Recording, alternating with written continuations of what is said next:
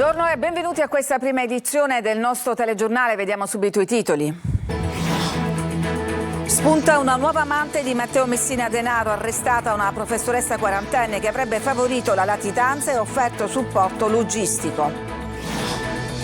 Far West all'ospedale di Vittoria, una donna aggredisce il personale sanitario del pronto soccorso. È finita la rocambolesca fuga dal carcere minorile Malaspina di 3 giovani detenuti che si sono calati con le lenzuola annodate. 2 sono stati presi dopo poche ore, 1 in serata. 17enne colpito alla testa da un coetaneo per un like di troppo sui social rivolto ad una ragazza. Fermato il giovane che ha accoltellato un buttafuori di una discoteca. Alla scoperta del faro Biscari di Catania, aperto per la giornata del mare, dalla cima un panorama mozzafiato. Weekend calcistico tra luci ed ombre, vincono Catania e Trapani, Palermo sconfitto a Bari ma ancora in corsa per i play-off.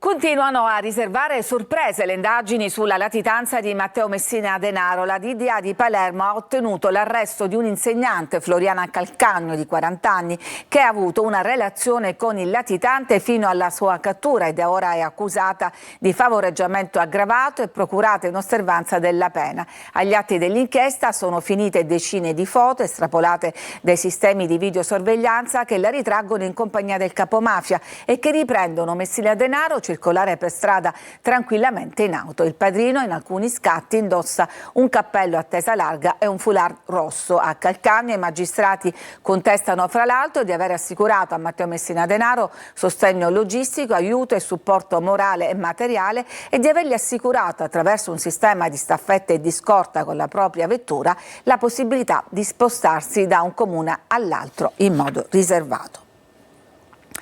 Ancora violenza in un ospedale siciliano, andiamo a Vittoria. Scene da Far West all'ospedale di Vittoria, dove una 25enne ha aggredito personale sanitario e forze dell'ordine. Dopo essersi presentata al pronto soccorso lamentando forti dolori ad un braccio, la donna ha dato un'escandescenza rifiutandosi di attendere il proprio turno. Ha insultato e sputato contro il personale, quindi ha danneggiato una postazione informatica e colpito al volto un'infermiera.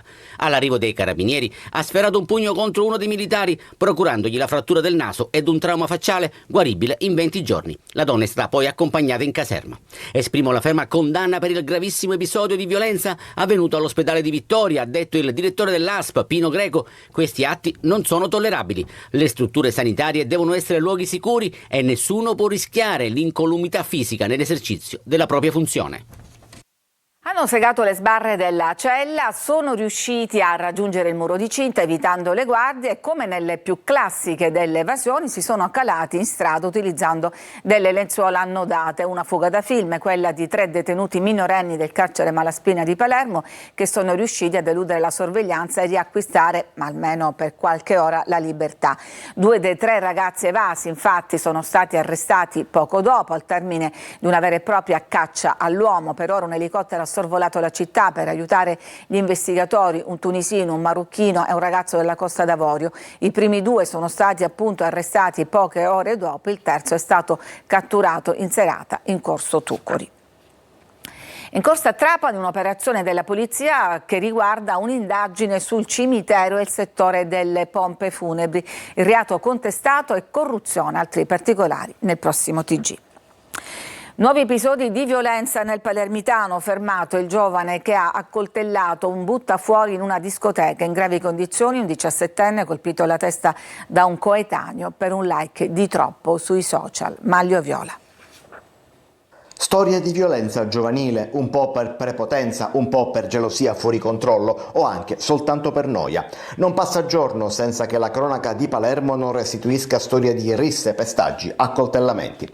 L'ultimo in ordine di tempo è l'accoltellamento di un nigeriano di 19 anni che lavorava come buttafuori della discoteca Country. Il giovane è stato colpito con una coltellata all'addome da Angelo Maranzano, un 24enne del popolare quartiere dello Zen.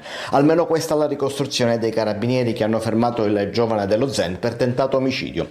Il ferimento Sarebbe avvenuto al culmine di una rissa scoppiata perché il ferito aveva rifiutato l'ingresso a Maranzano e ai suoi amici, ma la ricostruzione è ancora tutta da verificare. Contrastanti le versioni dei testimoni anche sul dove è iniziata la rissa.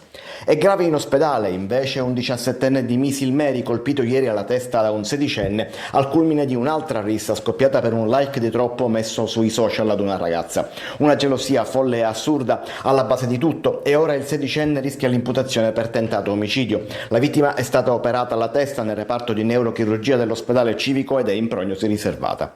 Sullo sfondo di questa violenza un terzo episodio è avvenuto invece in Piazza Marina nel centro di Palermo, dove alcuni ragazzi ancora non identificati hanno ferito alla testa una donna passante tirandole contro pietre dai ciclomotori in corsa.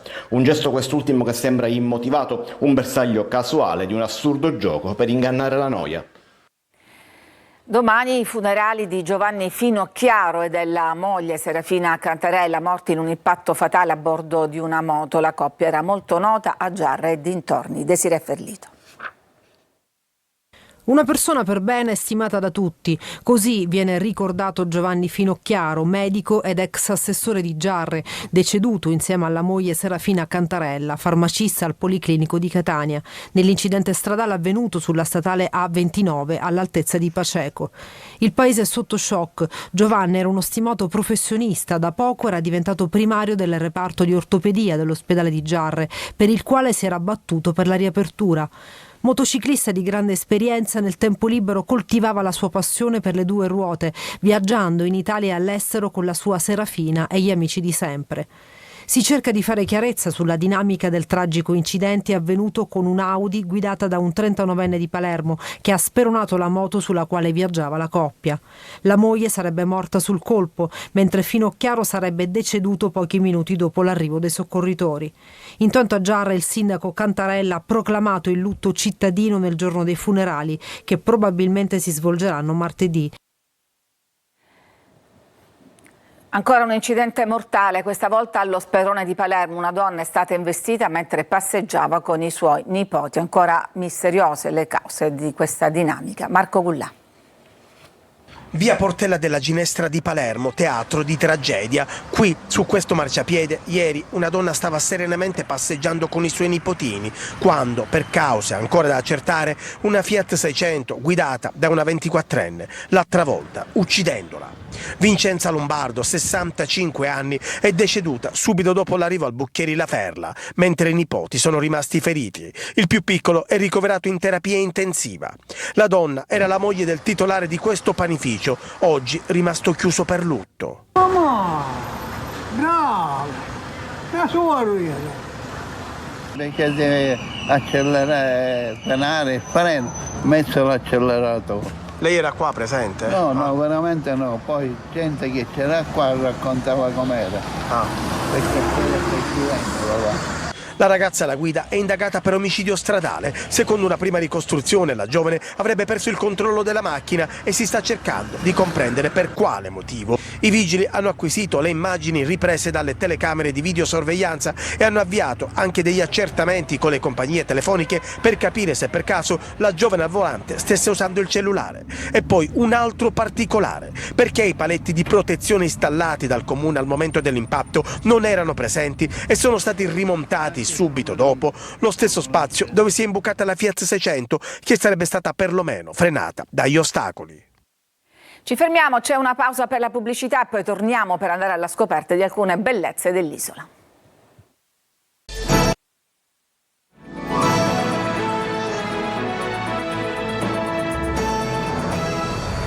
Ieri la Marina Militare ha aperto le porte di Faro Biscari, uno dei posti più suggestivi di Catania. C'è stato per noi Tonino De Mano. Sono più di 120 scalini, quindi è stata sicuramente una faticaccia, però ne è valsa la pena perché si vede un panorama meraviglioso. Sospeso tra cielo e mare, il faro di Sciara Biscari domina il porto di Catania, con panorami mozzafiato. Da un lato il litorale sabbioso della playa, dall'altro la maestosità dell'Etna. 31 metri d'altezza sul livello del mare, 127 scalini. Inaugurato nel luglio 1951, Faro Biscari rappresenta un punto di riferimento importante per chi solca lo Ionio. è appunto un servizio pubblico reso alla collettività e garantisce la sicurezza della navigazione. Come viene riconosciuto dal mare il faro di Sciarabiscari?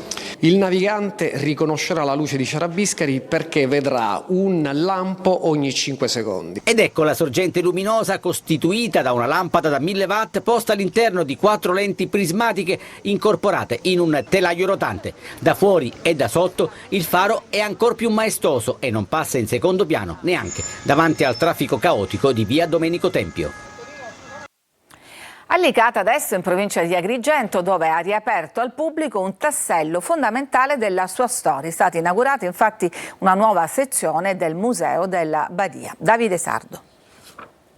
Licata rilancia la sua identità storica attraverso la cultura. È stata inaugurata la nuova sezione medievale e moderna del Museo della Badia, allestita nell'antico convento di Santa Maria del Soccorso. Abbiamo dato nella disponibilità del Parco dei Templi delle opere pittoriche di grandissimo valore, grandissima importanza, e oggi nasce una sezione di pinacoteca. Il percorso espositivo, curato dal Parco Archeologico della Valle dei Templi, raccoglie opere comunali e regionali, dipinti, ceramiche, monete, sculture e reperti che raccontano secoli di storia locale. Licata è tra i siti su cui abbiamo puntato in questi anni. Voglio ricordare, abbiamo riaperto gli scavi al Finziade, nell'area archeologica, al teatro, al castello. È un percorso importante che abbiamo fatto con l'amministrazione comunale, devo dire, con cui abbiamo condiviso questo progetto di rilancio dei beni culturali a Licata. Un progetto che non solo valorizza il patrimonio esistente, ma che amplia l'offerta culturale e turistica del territorio, restituendo al Museo della Badia un ruolo centrale nella narrazione identitaria di Licata. Ed emergono nuovi dettagli sull'arresto della nuova amante di Matteo Messina Denaro, staffetta ma non solo. Floriana Calcagno, l'insegnante arrestata per il favoreggiamento di Matteo Messina Denaro, avrebbe avuto un ruolo decisivo nella latinanza del boss, lo pensano i PM di Palermo che ne hanno chiesto l'arresto. Dalle indagini è emerso ad esempio che l'8 luglio del 2022 qualcosa di importante venne trasportato nel covo di Campobello di Mazzara. Nell'appunto di Messina Denaro quel venerdì era stato scritto in rosso dal latitante ed era stata aggiunta la frase "preso tutto", a differenza di altri giorni in cui il boss e la donna viaggiavano nella stessa vettura o ricorrevano ad un sistema di staffetta tra le rispettive auto per proteggere l'uscita del latitante. L'8 luglio si sono incontrati nel covo per spostare qualcosa di importante. Dalle indagini è emerso inoltre che per tutta l'estate del 2022 Messina Denaro è stato ospitato in casa di Calcagno, facevano una sorta di vita normale con escursioni nelle località marina dove il capomafia aveva modo di trascorrere in totale riservatezza un pezzo importante del suo percorso di vita, quello forse più delicato quando la malattia si era già manifestata in tutta la sua gravità. E naturalmente altri dettagli nel TG delle 14. Adesso ci fermiamo, c'è una pausa e poi torniamo con la pagina sportiva.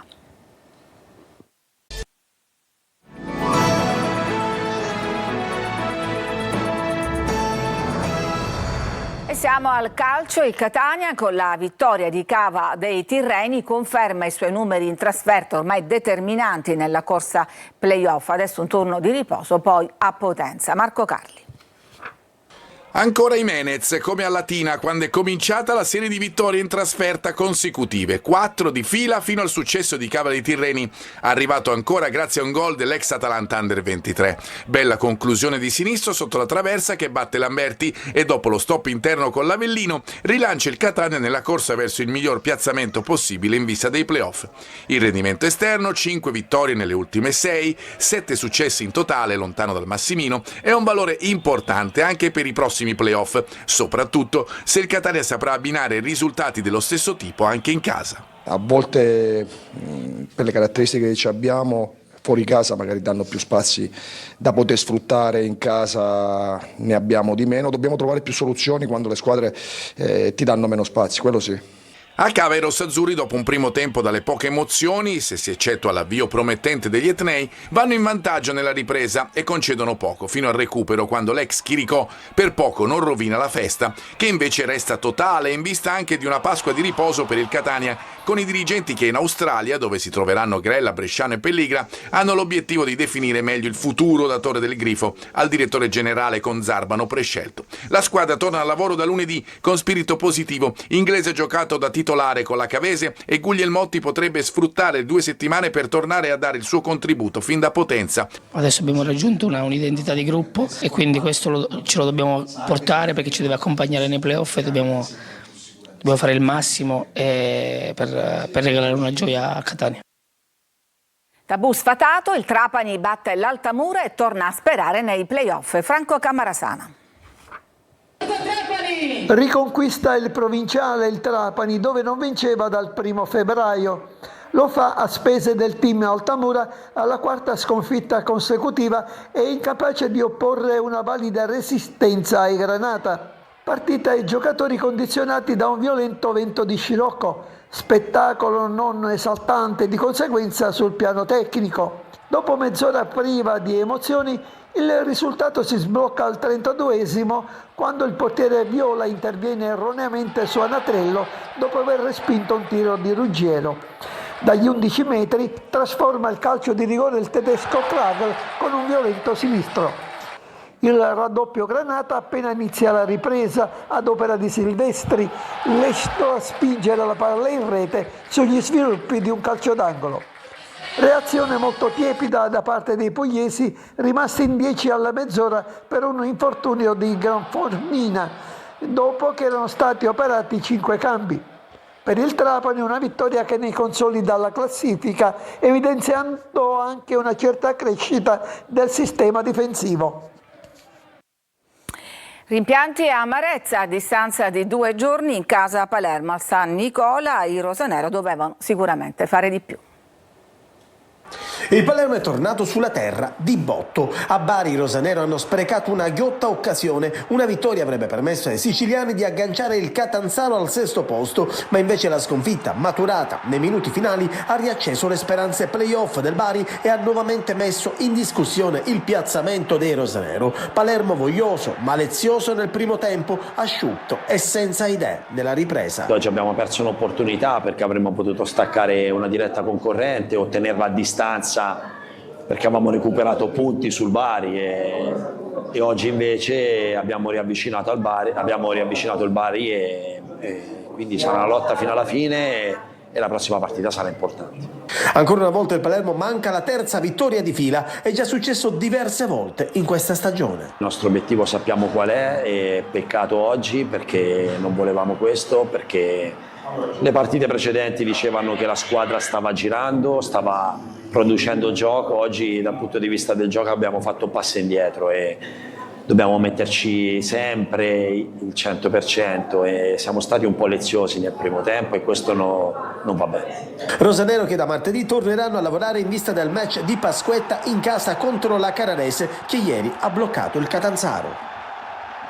Tutto per questa edizione, vi lascio adesso alla rassegna stampa condotta da Luca Ciliberti. L'informazione torna come sempre alle 14. A tutti una buona giornata.